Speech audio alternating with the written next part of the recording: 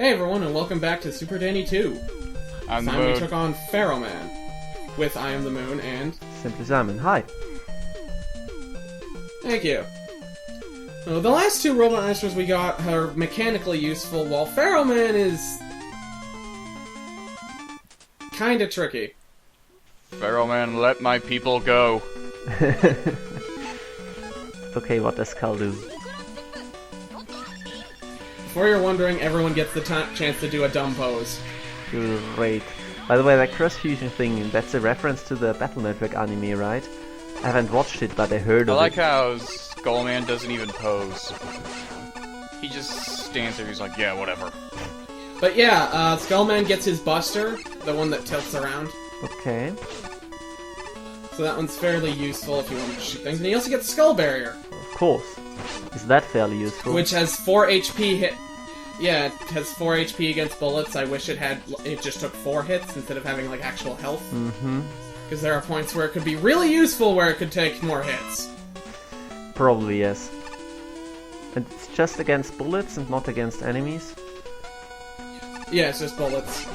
If it hits enemies, anything that has more than 4 health, it just hurts. Okay. But Skullman's biggest power is that he actually moves faster than everyone else. Right. Well, that's very good. Owing to being a skull and, you know, lightweight. And as he's otherwise almost like Mega, then... or better even, because he can tilt his shots. Are they homing or are you doing the tilting? Tilting is manual. Okay. Well, that's fine. There is no real reason to not play as him, except if you want extra power, right?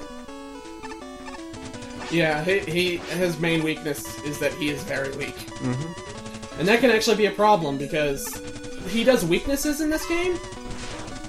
Like, enemies are weak to different weapons, and without fail, Skullman is kind of not very powerful at all. Yeah, he has a normal buster, so nobody should be weak against him. Yeah, so he ends up taking a lot of hits. By the way, can you see where the respawn rooms are in this?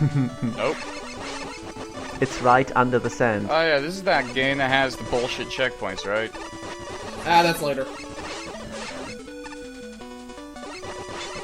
So many games with bad checkpoints.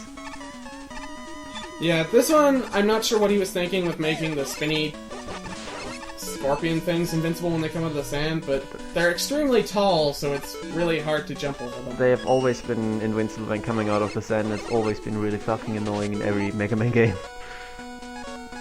Yeah, but here it's actually fairly difficult to jump over them. So far, this level seems to be changed far more than the previous two we saw. And actually, for the beta, I do think that it is a more legitimate challenge in comparison to just doing the same thing over as the NES originals did. Like having somewhat clever enemy combinations that we have not seen before, aka what a ROM hack should do. Oh hey, a homage to the Game Boy games, and Whoops. that doesn't look fair at all. See what I mean? Shove man. It is, I just got really...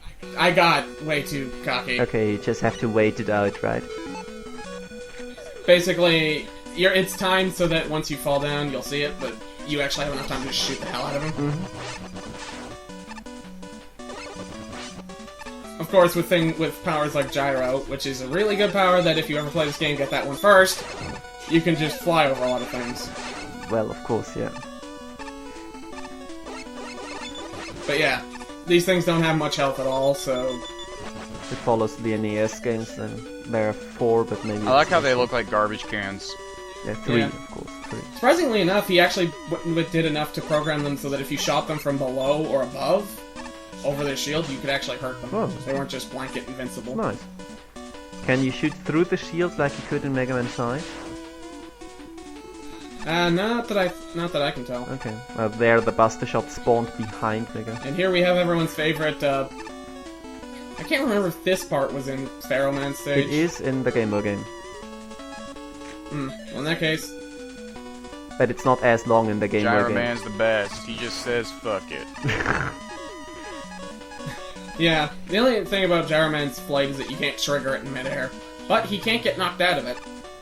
Well, that's fair. Oh man. Haha. Seem painless enough? While Pharaoh Man here doesn't actually get a new attack, he does get something else that actually could make this fight easier if you get lucky. Called him Gimmick Man, or is it just when you use him? Yeah, it's when you use him. But it is actually related to what happens here.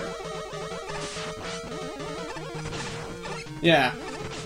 He spawns another one of those guys in there, and they can drop health. Oh, well, that's nice. So if you're lucky, you'll get a much easier time. Especially with this game's drop rate. They also do a lot of contact damage, like everything else in this game.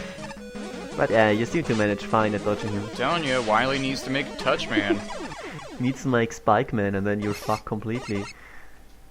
Well, yeah. You really think he would have come up with something like that before he thought of a Spring Man? Touch him with a Spike I mean, Man. Needle Man was a good attempt, but he was a piece of crap. Well, Needle Man is actually one of the hardest bosses if you busted duel him.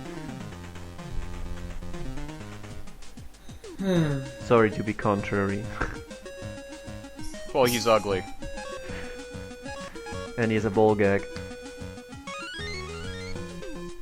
Yeah, but with this one, it's time to get the final actual trick Robot Master out of the way. Cool. No points if you can guess who it is. Who is it?